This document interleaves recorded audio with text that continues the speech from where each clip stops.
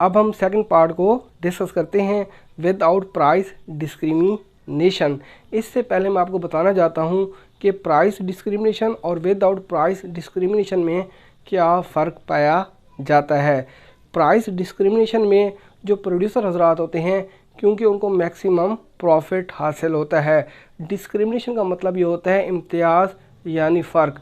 For example, मेरे पास एक pointer है, किसी एक जगह पर या किसी एक इलाके में ये पॉइंटर मैं 10 रुपये का सेल करता हूँ, ये सेम पॉइंटर किसी दूसरे इलाके में ये 20 रुपये का सेल करता हूँ। यानी अशिया कीमतों में फ़र्क पाया जाता है, जिसकी वजह से जो प्रोड्यूसर हजरात होते हैं उनके जो मुनाफा जात होते हैं वो बढ़ जाते हैं। अब हम डिस्कस करते हैं without price discrimination.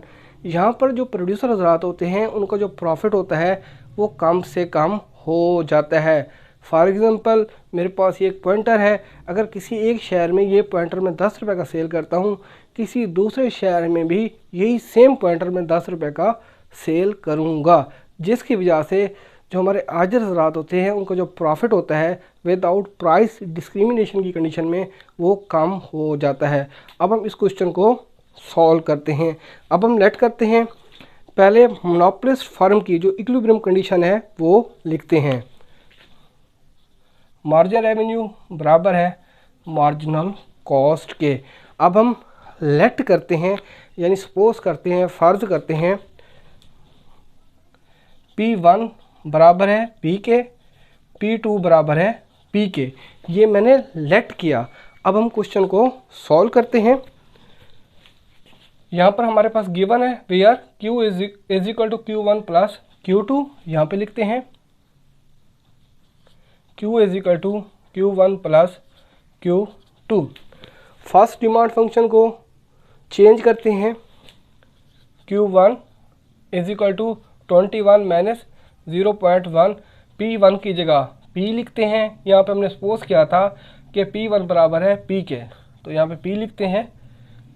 Q2 is equal to 50 minus 0.4 P2 बराबर है P के, तो P2 की जगह P लिखते हैं।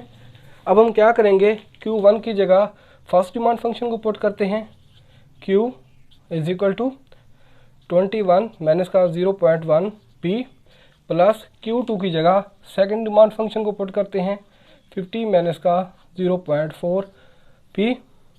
Q is equal to 21 plus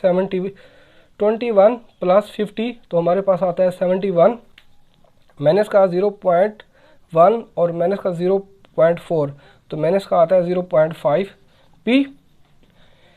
price के लिए सॉल्व करते हैं, P की वैल्यू को उठा के बराबर के दूसरी तरफ लेके जाएंगे। ये माइनस का है 0.5 P, जब बराबर के दूसरी तरफ जाता है तो साइन तब्दील हो जाता है, प्लस का 0.5 P is equal to 71 plus का Q है, जब बराबर के दूसरी तरफ जाएगा तो साइन तब्दील हो जाएगा माइनस का Q। P is equal to 71, 0.5 P बटे के नीचे आ जाएगा, minus Q is equal to 0.5 जो है ना वो बटे के नीचे आ जाएगा। P इज इक्वल टू 71 को 0.5 पे डिवाइड करते हैं तो 142 आता है, माइनस Q का कोफिशिएंट क्या 1 है, 1 को 0.5 पे डिवाइड करते हैं तो हमारे पास आता है 2Q। ये हमारे पास प्राइस का फंक्शन है। अब हम क्वेश्चन की तरफ चलते हैं। मार्जिन रेवेन्यू को फाइंड करेंगे।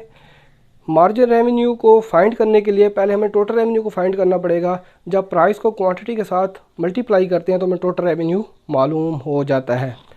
यहाँ पे टोटल रेवेन्यू का फार्मूला लिखते हैं, TR is equal to P multiply by Q।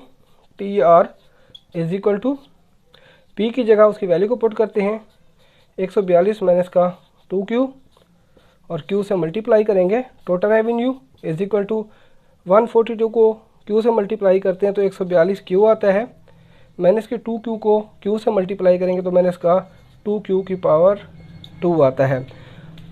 Margin revenue को फाइंड करना है, टोटल रेवेन्यू का डेरिवेटिव लेंगे with respect to Q variable है तो हमें मार्जिन रेवेन्यू मालूम हो जाता है। यहाँ पे कर लेते हैं, margin revenue is equal to DTR over DQ। Exam में इस तरह भी लिख सकते हैं, इस तरह भी लिख सकते हैं, D with respect to DQ। ये जो हमारे पास टोटल रेवेन्यू का फंक्शन है उसकी तमाम वैल्यूज़ को यहाँ पे पुट करेंगे, 142 क्यू माइनस का 2 क्यू की power 2। Margin revenue is equal to Q का कोफिशिएंट क्या है 142 माइनस, यहाँ पे पावर रूल का इस्तेमाल करते हैं, क्यू की पावर को क्यू के कोफिशिएंट से मल्टीप्लाई करेंगे और पावर में से 1 लेस करते होते हैं। 2 को माइनस के 2 से मल्टीप्लाई करते हैं तो माइनस का 4 होता है, क्यू 2 माइनस का 1। Margin revenue is equal to 142 minus का 4 क्यू। ये हमारे पास मार्जिन रेवेन्यू का फंक्शन है। अब हमने मार्जिन कॉस्ट को मालूम करना है। मार्जिन कॉस्ट को मालूम करने के लिए ये जो हमारे पास टोटल कॉस्ट का फंक्शन गिवन है with respect to Q derivative लेंगे।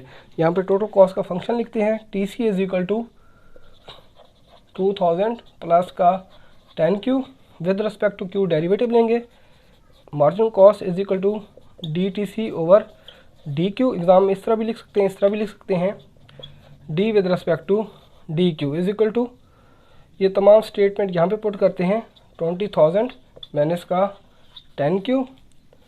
Margin cost is equal to 2000 constant value है, जो वैल्यू कांस्टेंट होती है वो 0 होती है, माइनस क्यू को कोफिशिएंट के 10 तो 10 आता है। Margin cost is equal to 10। हमारे पास मार्जिन कॉस्ट का आंसर क्या है 10 है। अब हम क्वांटिटी को फाइंड करते हैं। मार्जिन रेवेन्यू की जगह उसकी वैल्यू को पुट करेंगे। मार्जिन रेवेन्यू का आंसर हमारे पास क्या है, ये वाला यहाँ पे पुट करेंगे 142 माइनस के 4 Q is equal to, margin cost की जगह उसके आंसर को पुट करते हैं, यहाँ पे 10 को पुट कर देते हैं, माइनस का 4 क्यू इज इक्वल टू 10। 142 को उठा के बराबर के दूसरी तरफ लेके जाते हैं तो ये प्लस का है, जब बराबर के दूसरी तरफ जाएगा तो साइन तब्दील हो जाता है, माइनस का 142 माइनस के 4 Q is equal to, minus 142 में से 10 को लेस करते हैं तो हमारे पास आता है माइनस का 132, ये माइनस से माइनस कट जाएगा।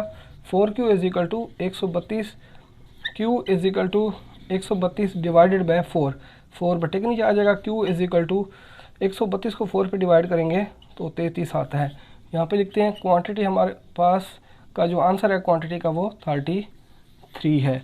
अब हम प्राइस को फाइंड करते हैं। क्यू की वैल्यू को ये जो हमारे पास प्राइस फंक्शन है उसमें पुट कर देते हैं। P is equal to 42 minus का 2 क्यू की जगह 33 को पुट कर देंगे। P is equal to 142 minus को 2 को 33 से मल्टीप्लाई करते हैं तो माइनस का आता है 66। P इज इक्वल टू 142 में से 66 को लेस करेंगे तो ये 76 आता है। P का आंसर हमारे पास क्या है जी 76। अब हम जो प्रॉफिट का फार्मूला है वो लिखते हैं।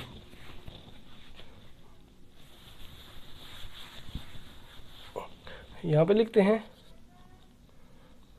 Pi is equal to total revenue minus total cost. Profit को फाइंड करने के लिए पहले टोटल रेवेन्यू की वैल्यू फाइंड करेंगे, फिर टोटल कॉस्ट की वैल्यू को फाइंड करेंगे। अब हम टोटल रेवेन्यू का फंक्शन लिखते हैं टोटल रेवेन्यू की वैल्यू को फाइंड करने के लिए। T R is equal to, ये हमारे पास टोटल रेवेन्यू का फंक्शन है, 142 क्यू माइनस के 2 क्यू की power 2। T R is equal to 142 Q की जगह 33 को पुट करते हैं, 33 माइनस 2 क्यू की जगह 33 को पुट करते हैं, 33 का square. Total revenue is equal to 142 को 33 से मल्टीप्लाई करेंगे तो आता है हमारे पास 4686 माइनस 33 का स्क्वायर लेते हैं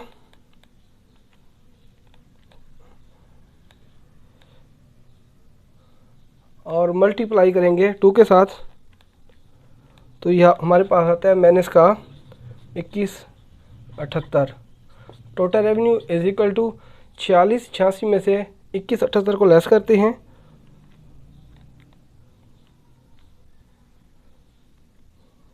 तो हमारे पास आता है टोटल रेवेन्यू का आंसर 2508। टोटल कॉस्ट का फंक्शन हमारे पास गिवन है। टोटल कॉस्ट का फंक्शन यहाँ पे लिखते हैं, total cost is equal to 2000 plus 10 Q. Total cost is equal to 2000 plus 10 Q की जगह 33 को पुट कर देंगे। Total cost is equal to 2000 plus 10 को 33 से मल्टीप्लाई करते हैं तो 330 आता है। Total cost is equal to 2000 plus 333, ये तो हमारे पास आता है 2330। ये हमारे पास टोटल कॉस्ट का आंसर है। मैक्सिमम प्रॉफिट फाइंड करने के लिए टोटल रेवेन्यू की जगह उसकी वैल्यू को पुट करेंगे और टोटल कॉस्ट की जगह उसकी वैल्यू को पुट करेंगे तो हमें मैक्सिमम प्रॉफिट फाइंड हो जाता है। यहाँ पे लिखते हैं pi is equal to total revenue का हमारे पास आंसर क्या है 2508 माइनस टोटल कॉस्ट की जगह उसके आंसर को पुट करेंगे जो हमारे पास है 2330। पाई इज इक्वल टू 2508 में से लेस करते हैं 2330 को, तो हमारा प्रॉफिट है जी 178। देखें विदाउट डिस्क्रिमिनेशन में जो प्रोड्यूसर हजरात होते हैं उनका प्रॉफिट कम हो जाता है।